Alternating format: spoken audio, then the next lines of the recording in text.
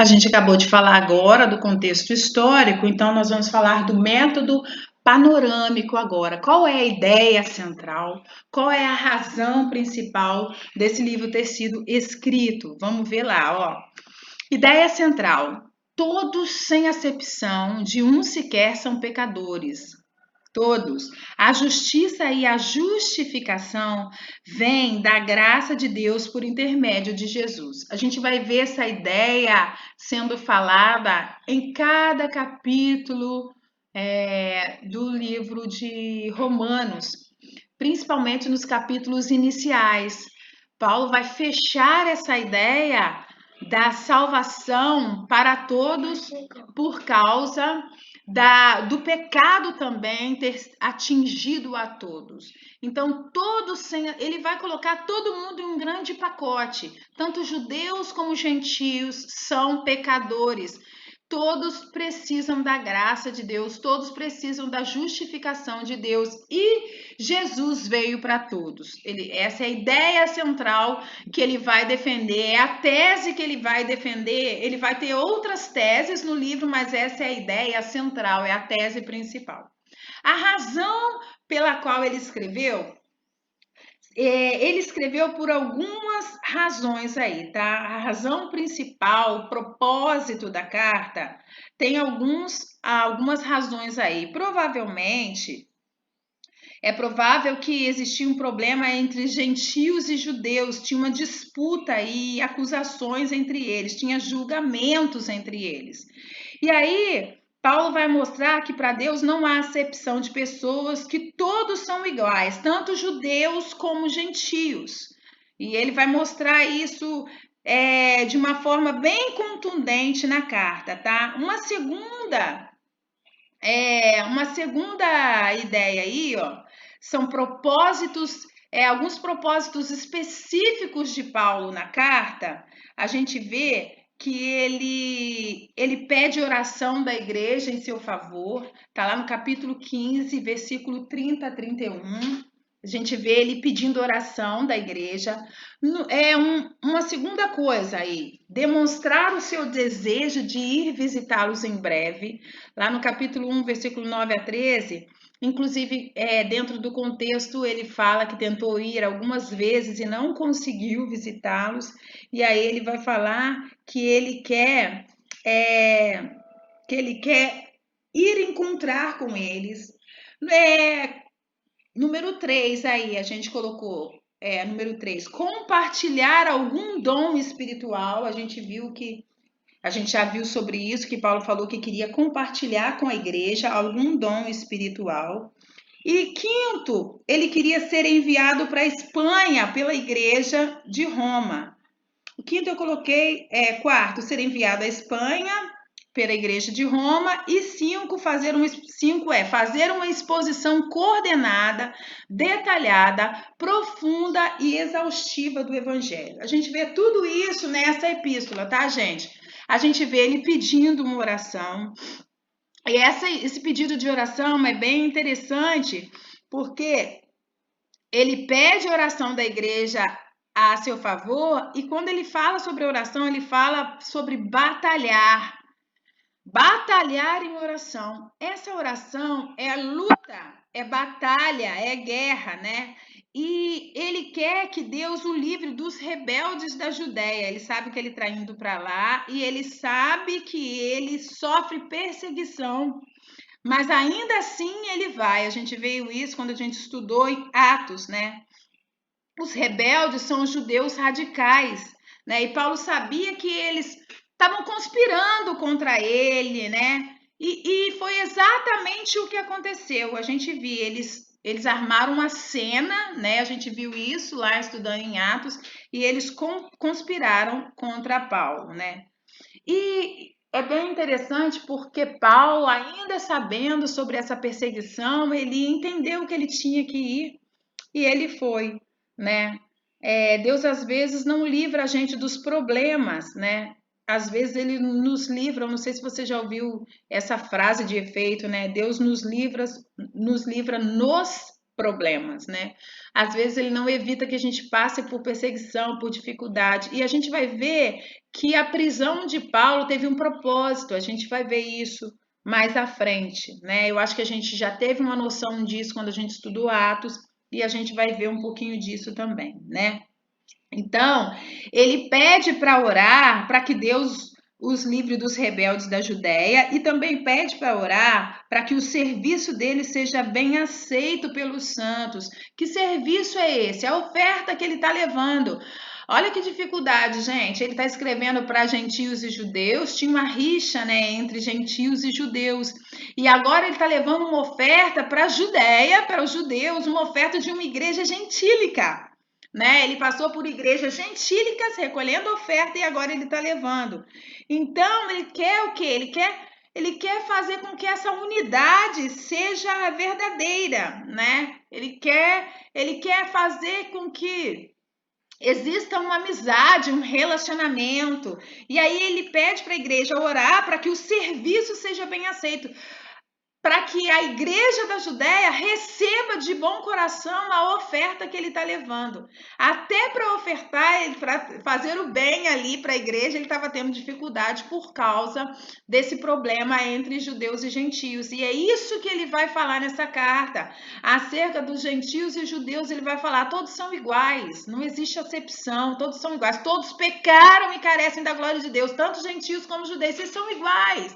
Isso é uma base nesse livro que ele está escrevendo para os romanos e a gente vai conseguir visualizar isso mais à frente.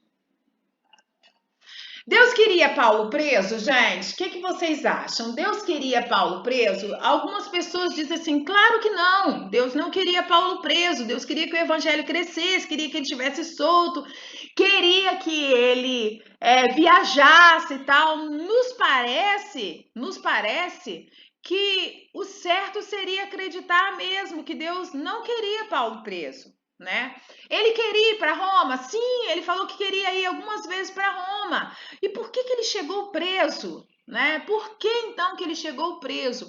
Então a gente passa a analisar a situação a partir da realidade. Vamos pensar, Deus queria Paulo preso? Não sabemos. Vamos colocar assim, não sabemos. Alguns acreditam que de forma nenhuma. Outros acreditam que foi propósito de Deus. Né? Você já passou por uma dificuldade que você ficou assim, Deus quer que eu passe por isso? E aí você fica assim, não sei, será que ele quer? Bom, vou passar porque estou vivendo isso. Ah, vou expulsar, vou rejeitar. Não vou viver isso. Às vezes a gente não tem muita escolha.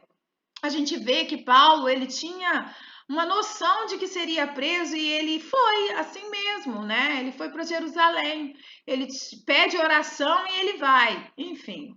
E ele foi preso. Então, por que ele chegou preso? Vamos analisar a história a partir da realidade dela, tá? Filipenses 1, versículo 12, ele vai falar que as coisas que aconteceram a ele foram favoráveis. Vamos ver lá, ó. Filipenses, capítulo 1, Gálatas, Efésios, Filipenses, depois de Gálatas. Vamos lá, Efésios, Filipenses, estou procurando aqui, acha aí, Filipenses 1, 12. Filipenses 1, versículo 12, vai falar o seguinte, ó.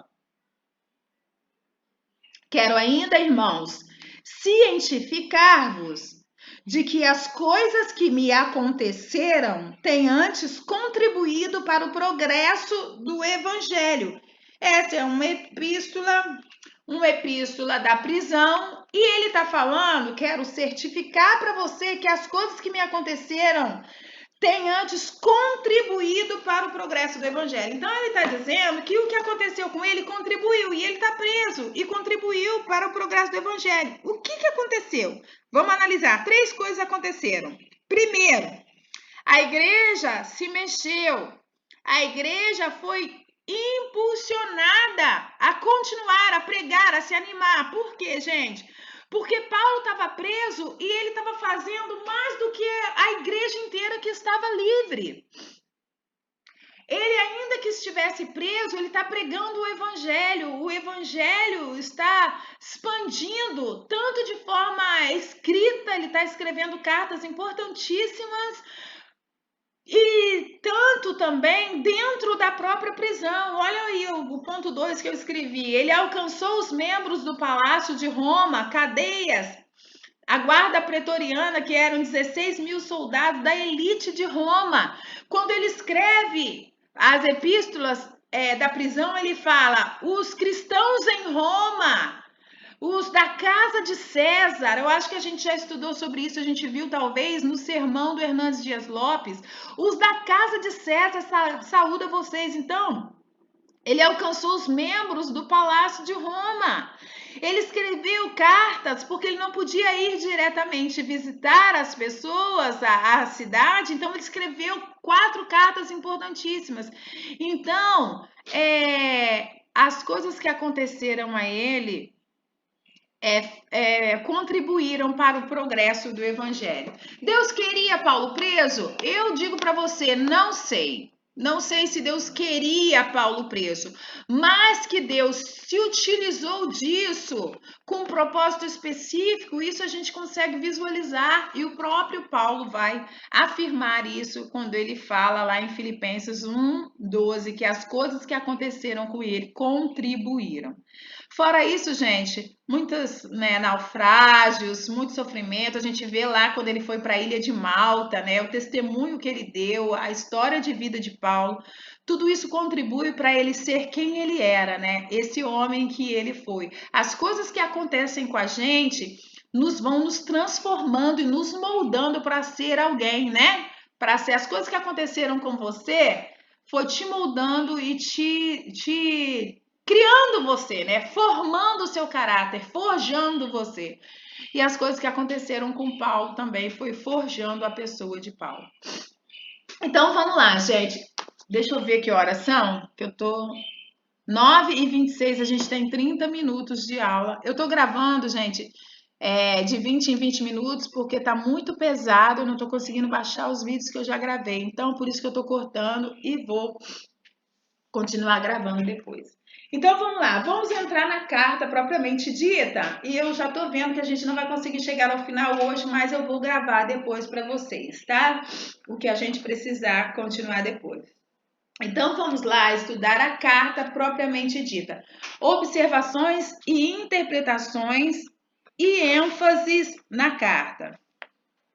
Primeiro, Paulo inicia falando do Evangelho, capítulo 1, versículo 14 a 17.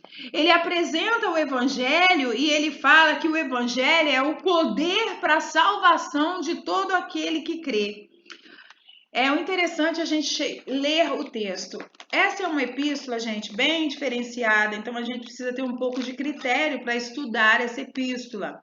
Então, talvez, se ficar um pouco cansativo, depois eu vou deixar gravações, aí vocês ouvem em partes, assistam em partes, acompanhando a Bíblia aí, porque a gente tem que se deter em alguns capítulos e algumas partes para a gente entender, por ser esse livro de algumas passagens difíceis, como a Val disse, esse livro, por ser esse livro um livro complexo, um livro bem profundo. Então, a gente precisa gastar um tempinho com ele. Então, vamos lá. Capítulo 1, versículo 14 a 17, ele vai falar o seguinte, ó.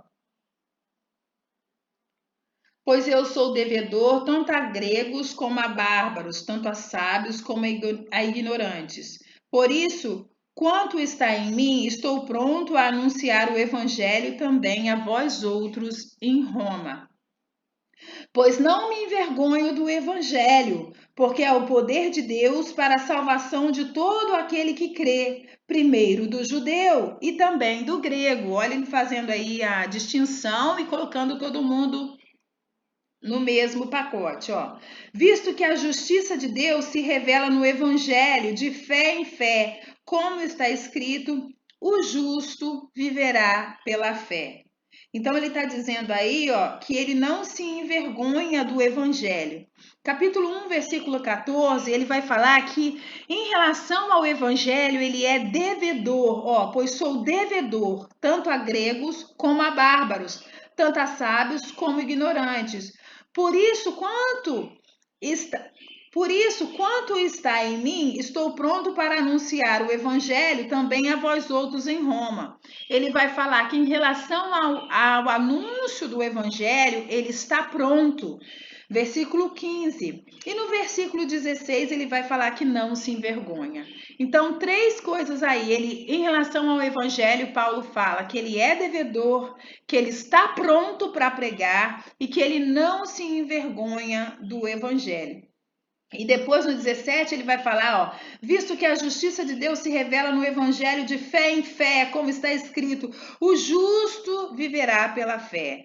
Então ele vai falar que a justiça de Deus se revela no evangelho. Por quê? Porque a gente não é salvo pela obra que a gente realiza, né? A gente é salvo pela obra que Jesus realizou por nós, né? Jesus, ele disse, está consumado, está pago. Lá na cruz, Jesus, ele quitou uma dívida. Ele nos substituiu. E aí, ó, a justiça de Deus se revela no evangelho. O justo viverá pela fé. Essa que é a justiça de Deus.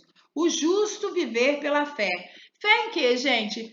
Fé no perdão, fé na graça, né?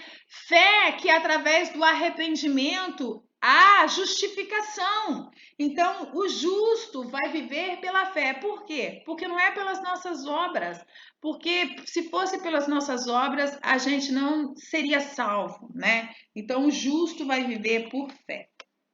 Ele está falando isso aí, e esse é o versículo chave, tá? Paulo está introduzindo aí, no capítulo 1, versículo 16 a 17, ele está introduzindo tudo que ele vai falar em toda a carta, né? Ele vai falar em toda essa carta sobre isso, sobre a justiça por fé, a justificação por fé. Ele vai falar isso em toda a carta. Logo a seguir, gente, capítulo 1, versículo 18, depois que ele fala o justo viverá pela fé, capítulo 1, versículo 18, ele vai falar sobre a ira de Deus. Olha só, Romanos 1, 18.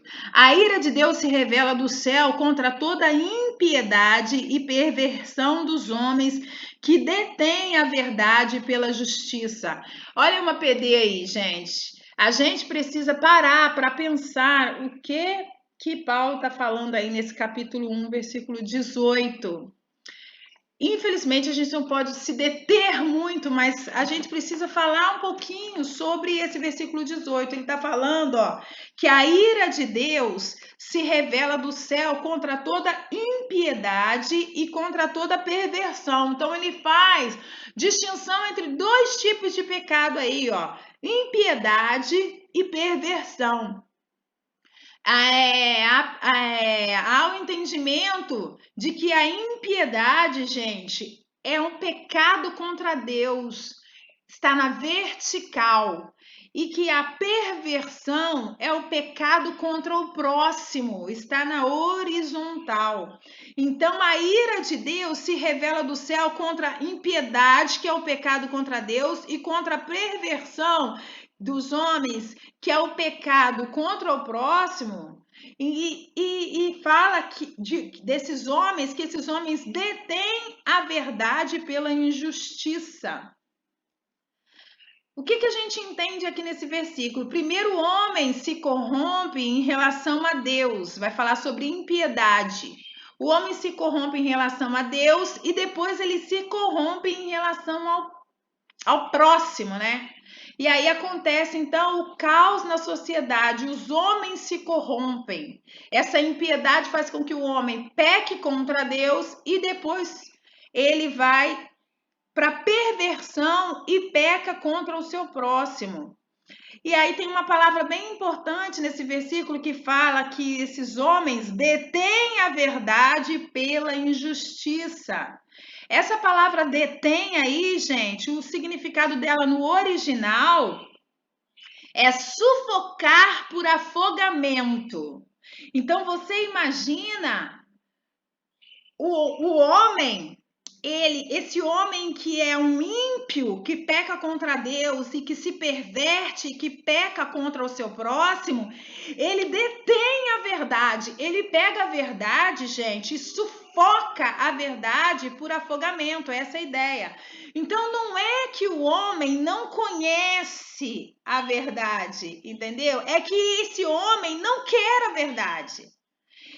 Eles mudam a verdade, eles torcem a verdade, eles sufocam a verdade. É isso que Paulo está falando. Então não é que a pessoa é inocente e não sabe. Ele está dizendo que apesar de saber, eles sufocam a verdade. E por que eles fazem isso? Porque a verdade, gente, é dura. Não é dura? Deixa eu falar uma coisa para vocês. Ontem eu estava no culto e a pastora Claueli estava pregando ontem e ela estava falando que às vezes as pessoas, o cristão mesmo, não quer estudar a Bíblia porque a Bíblia traz luz, traz essa verdade e a Bíblia denuncia a sua perversão, a sua impiedade, né? A Bíblia denuncia o seu pecado. E aí você olha, meu Deus, isso é tão difícil de cumprir, será que eu vou conseguir cumprir? E aí a pessoa para de estudar a Bíblia exatamente porque a Bíblia está te confrontando, que a Bíblia está acabando com a sua vida, essa que é a verdade, né? E aí, e é até estranho, né, falar isso, a professora de bibliologia está falando isso, mas essa que é a verdade. A verdade é que a Bíblia é a verdade. E ela confronta a gente o tempo inteiro. Olha a gente estudando o Sermão da Montanha, olhando qual deve ser o comportamento dos súditos do reino, né? Que Mateus escreve sobre isso. Meu Deus do céu, que difícil. Aí eu até mandei no grupo um pensamento que alguém escreveu que fala o seguinte, ó, ou este livro me afasta do pecado, ou o pecado me afastará desse livro. Não tem como a gente estudar a Bíblia e ficar apaixonado pelo pecado, abraçar o pecado e conviver com o pecado. Não sei se vocês viram que eu coloquei aí no grupo, ou este livro, né? Que foi Moody que falou isso, ou este livro me afasta do pecado, ou o pecado me afastará desse livro. E aí aqui, ó, esses homens, eles conheceram a verdade e eles não a querem. E aí eles mudam, eles torcem essa verdade. Por quê? Porque essa verdade está denunciando eles, está revelando eles. Na verdade, Paulo vai falar aqui no livro que todo homem tem essa verdade dentro de si, mas a sua impiedade vai sufocar, não permitindo que essa verdade sobressaia. Diante de Deus, gente, a gente vai lendo o livro, a gente vai ver que Paulo, ele diz aqui nesse livro Romanos que diante de Deus todos têm condições de reconhecer a Deus como Deus. De que forma eu não sei dizer para vocês, não sei mesmo. Mas ele vai falar que a criação, a natureza, ele vai falar que tudo isso revela o próprio Deus. Então, que diante de Deus todo mundo tem condições de reconhecer Deus como Deus. Mas o homem sufoca essa verdade. Ele vai dizer que esses homens, eles detêm a verdade, ele sufoca essa verdade, detém por sufoca, né? Detém por afogamento, né? Sufocar por afogamento, é isso que o texto está dizendo. Isso é muito sério, né? Isso é muito, muito sério. Então não é que eles não sabem, é que não querem. Porque o homem tem um senso, né, cara? Ele tem esse senso do que deve fazer e do que não deve fazer. Tem esse senso dentro de si e às vezes escolhe fazer o que é mais vantajoso, o que é melhor, né?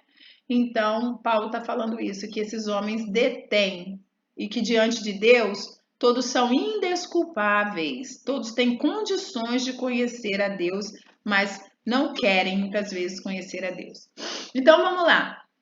Paulo agora no capítulo 2, ele vai administrar contendas entre judeus e gentios. Ele vai falar sobre julgamento. Olha só, ó. capítulo 2, versículo 1. Portanto, és indesculpável quando julgas, ó homem, quem quer que sejas, porque no que julgas a outro, a ti mesmo te condenas, pois praticas as próprias coisas que condenas.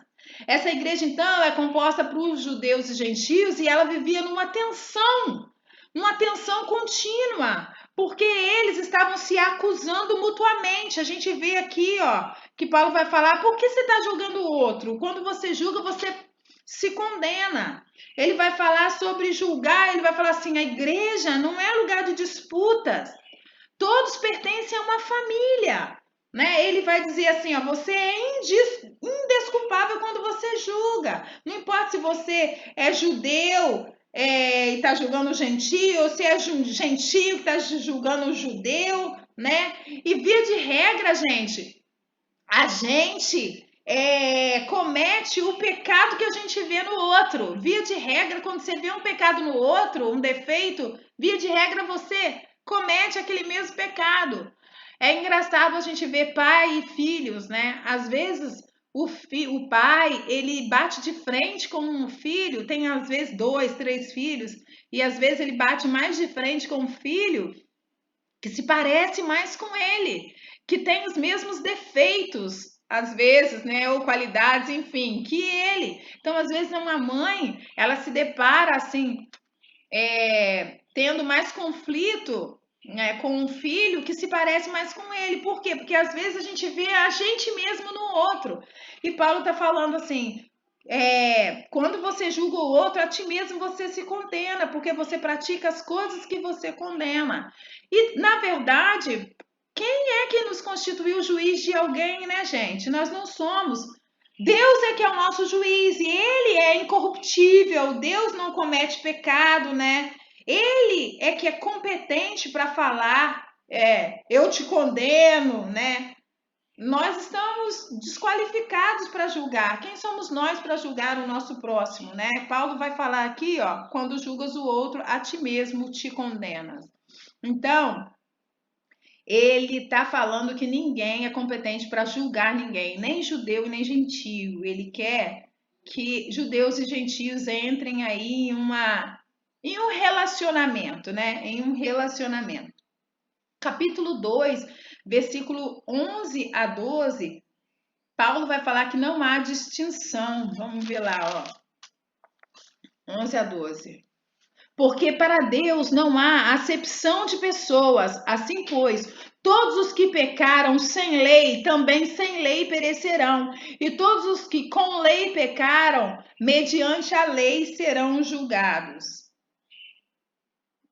É ou não é uma PD aí, ó? Todos os que com lei, ó, assim pois, todos os que pecaram sem lei, também sem lei perecerão, e todos os que com lei pecaram, mediante a lei serão julgados.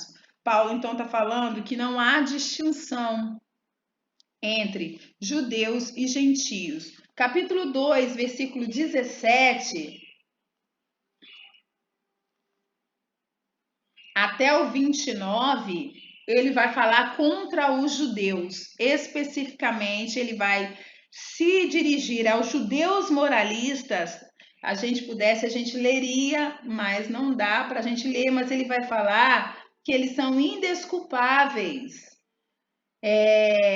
Vai desmascarar esses judeus moralistas aí. E ao final, no 3:23, ele vai concluir esse bloco. Primeiro ele fala de judeus, depois ele fala dos gentios, primeiro ele fala dos gentios, depois ele fala dos judeus, e ao final, aí no 3:23, ele conclui esse bloco dizendo um versículo que a gente conhece muito, né? Um versículo que é bem famoso, que diz o seguinte: pois todos pecaram e carecem da glória de Deus. Todos pecaram e carecem da glória de Deus. Ele está aí, eu anotei aí para vocês, amarrou o assunto e pôs todo mundo no mesmo barco, tá todo mundo junto, tá? Ele está mostrando aí a universalidade do pecado. Não existe um homem sequer que não tenha pecado. Jesus é a exceção do humano, né, que não pecou. todos pecaram e todos carecem da glória de Deus.